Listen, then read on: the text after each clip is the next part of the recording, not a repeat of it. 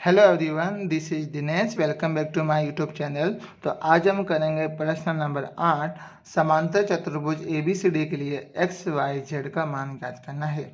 तो यहाँ पे हमें समांतर चतुर्भुज दिया गया है, तो यहाँ पे एक्स वाई और जेड का मान ज्ञात करना है।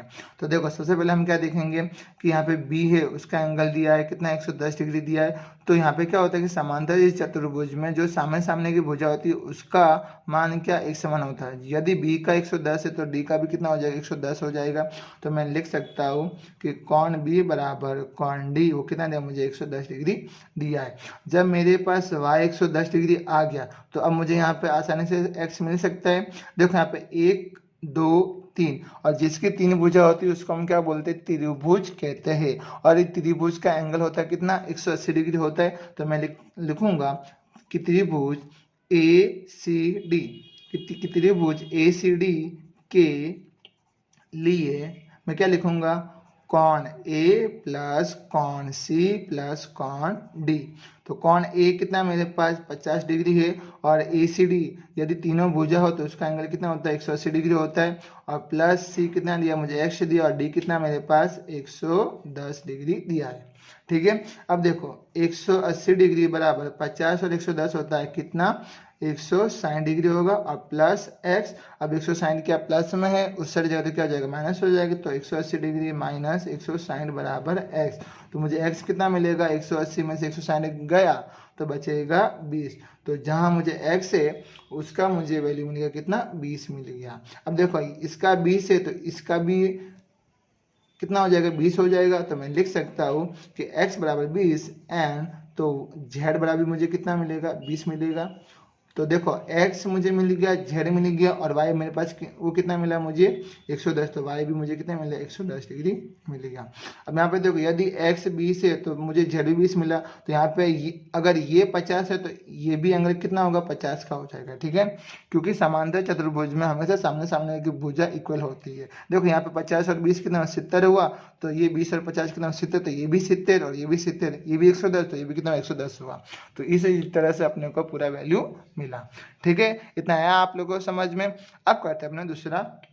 इसमें क्या दिया अपने को कि एक्स वाई जेड फाइंड करना है। अब देखो इसमें एक्स तो अपने को आसानी से मिल जाएगा। ठीक है, अब इसमें x है वो क्या समकोण अपने को दिखाई दे रहा है। तो मैं यहाँ पे x बराबर लिख सकता हूँ कितना, 90 डिग्री लिख सकता हूँ। ठीक है, अब देखो जब मेरे पास x बराबर 90 डिग्री मिल गया तो ये कितना है, 40 डिग्री। और आपने को y की मान ज्ञात करना है। तो देखो एक भुजा, दो भुजा, तीन भुजा, तो ये क्या बन गया, अपने पास एक त्रिभुज बन गया। तो मैं लिख सकता हूँ कि त्रिभुज, यहाँ पे अपने इसको ओ नाम देते हैं। ठीक है, तो OBC, तो त्रिभुज OBC के लिए मैं लिखूंगा कि त्रिकोण O प्लस त्रिकोण C प्लस त्रिकोण B, O कितना मेरे पास 90 डिग्री है, C कितना मेरे पास 40 डिग्री है, और B क्या है मेरे पास Y है। तो मुझे Y ज्ञात करना है, और इन तीनों का मान होता है कितना, 180 डिग्री होता है। तो 180 डिग्री बराबर 90 और 40 होता है 130 डिग्री प्लस y, ये प्लस है उस साइड जाएगा तो क्या जाएगा, माइनस हो जाएगा।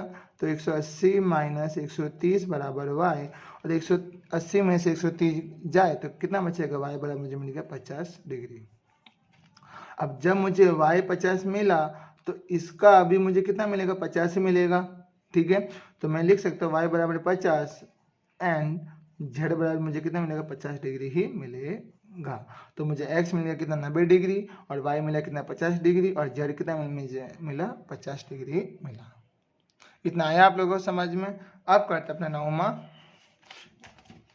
इसमें क्या दिया अपने को कि निम्नलिखित समांतर चतुर्भुज ABCD के लिए x और y का मान ज्ञात करना। अब देखो ये तो बहुत सिंपल है।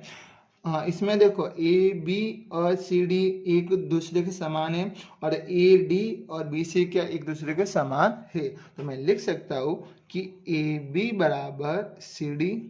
ठीक है, तो AB कितना मेरे पास 3y माइनस 2 बराबर CD कितना है, 22 है। अब देखो ये -2 उस रहेगा तो क्या आ जाएगा, प्लस हो जाएगा। तो 3y बराबर 22 प्लस 2, तो 3y बराबर ये 22 और 2 कितना हो जाएगा, 24 हो जाएगा। तो y बराबर 24 बटे में 3, तो y ये बराबर मुझे मिल जाएगा कितना, 8। ठीक है, तो मुझे y मिल गया। मुझे क्या निकालना, x निकालना है। तो मैं लिखूंगा कि AD बराबर BC, AD कितना है 4x और BC कितना है 20, तो x बराबर 20/4, तो ये 4 कम 4, 4 5 से 20, तो x बराबर मुझे कितना मिला 5 मिला। तो मुझे x मिला कितना 5 मिला और y कितना मुझे मिला 8 मिला। अब उसी तरह अपने ये भी करेंगे इसमें। तो समांतर चतुर्भुज के जो विकर्ण होते हैं वो क्या एक दूसरे के एक समान होते हैं, तो मैं लिख सकता हूँ इसको, मैं नाम देता हूँ m, इसका नाम है, चलो ठीक है। तो मैं लिखूंगा कि DM बराबर MB, ठीक है, और मैं लिखूंगा AM